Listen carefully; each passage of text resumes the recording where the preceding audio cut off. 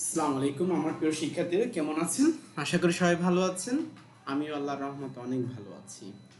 তো আজকে আমরা যে বিষয়টা নিয়ে কাজ করব সেটা হচ্ছে অ্যাডোবি ফটোশপে কিভাবে 3D তৈরি করা যায়। তো আমি এখানে একটা ডেমো রেখেছি, দেখেন এই যে এই দেখেন একটা 3D, এটাকে কিভাবে বানানো যায়। এটা ছাড়াও আরো কয়েকটা নিয়ম আমরা দেখব কিভাবে 3D গুলো করতে হয়, সেগুলো আমরা আজকে শিখব। তো পর্যায়ক্রমে আমরা এই ব্যাপারগুলো নোট করব।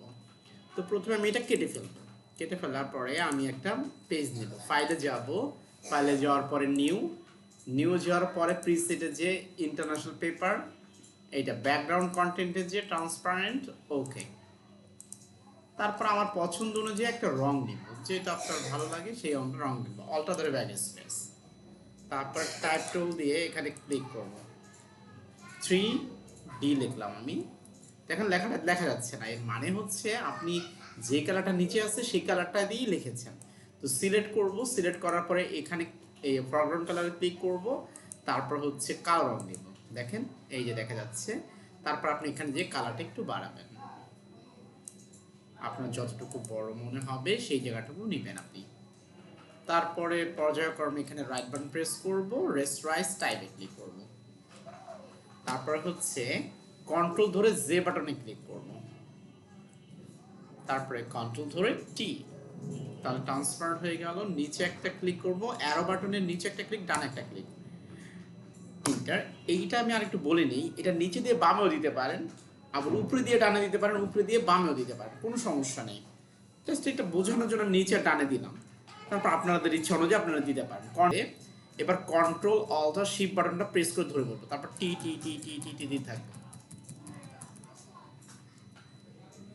তারপরে যেটা আমাদের করতে হবে সেটা হচ্ছে এডিট মেনুতে যেতে হবে, যে মেনু বারে এডিট মেনুতে যেতে হবে। তারপরে স্ট্রক, এই কালারে যে আমাদের সাদা রংটা দিতে হবে। তারপরে এখানে উইডে 20 দিতে পারি, 10 দিতে পারি, সেটা হচ্ছে আপনার পিকচারের রেজলিউশনের উপর ডিপেন্ড করে। আর এখানে আপনি লোকেশন দিবেন সেন্টার দেওয়ার পরে ওকে দিবেন। দেখুন আপনার এটা একটা 3Dর মতো হয়ে গেছে। দেখেন কন্ট্রোল ধরে আমি প্রত্যেকটা লেয়ারকে আমি সিলেক্ট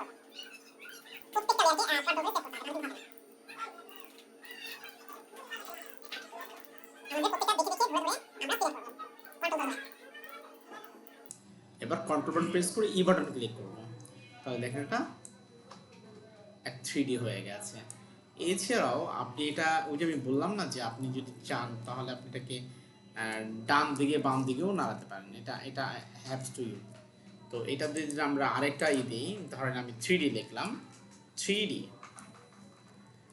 এখন আমি এটাকে কালো দিই,